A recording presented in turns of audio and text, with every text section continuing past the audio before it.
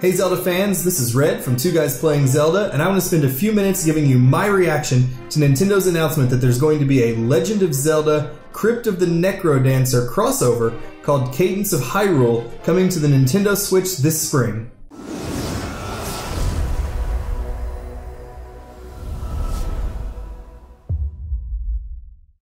We published an article a little while ago on our website, twoguysPlayingZelda.com. You should definitely go check that out. But anyway, in this article, we talked about rumors of a second Zelda game coming to the Nintendo Switch sometime in 2019. And now in their latest Indie Showcase event, Nintendo has confirmed that we are indeed getting a second Zelda game this year for the Switch. And it comes in the form of this crossover with Crypt of the Necrodancer. Now, when I first heard this, my initial reaction was, what? I've never played Crypt of the Necrodancer. I knew next to nothing about it, so I did a little reading, and it turns out that it is a 2D top-down roguelike rhythm game, which is a lot to fit into one package. But it turns out it's got procedurally generated dungeons like a typical roguelike game, but all your actions and movement are set to the beat of music, like a rhythm game. So if all your actions and movement are in time with the beat of the music, then you get rewarded, and if you're offbeat, then you're punished.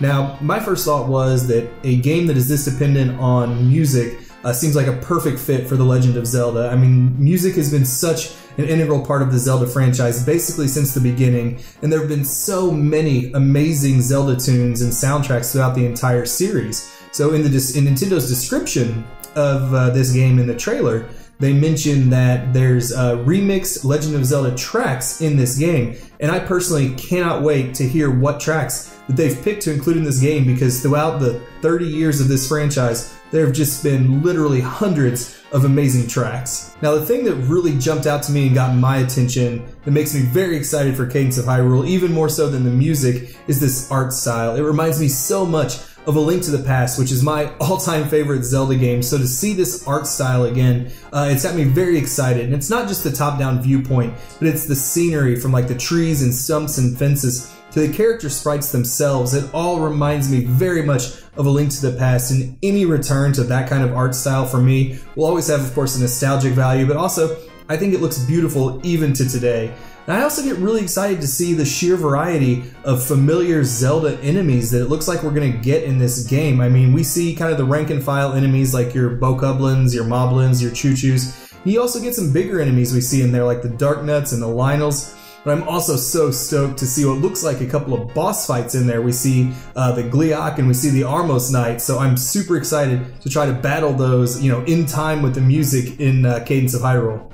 Another part of this trailer that I know is going to excite a lot of longtime Zelda fans, it's something that many fans have been asking for basically since the beginning of the franchise, and that's that Zelda herself is actually going to be a playable character, and that's just something we've gotten so rarely throughout the entire series. I mean, we've got a small taste of it in Hyrule Warriors, but I'm very excited to see what she can do in this game, and it looks like she can really hold her own, because it shows her, the trailer shows her using a sword, a spear, and also casting like a magical shield, and using magic to attack enemies. So I'm hoping that her magical abilities will kind of set her apart and make it different playing as her instead of Link. So I know a lot of Zelda fans, myself included, are excited to have her as a playable character.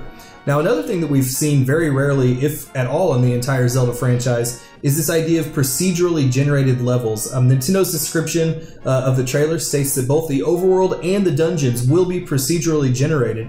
Now, personally, I'm a little excited about that because by having it all be random every playthrough, it's going to add a little bit of replay value to the game, because every single playthrough will be just a little bit different because of that procedurally generated nature of both the overworld and the dungeons.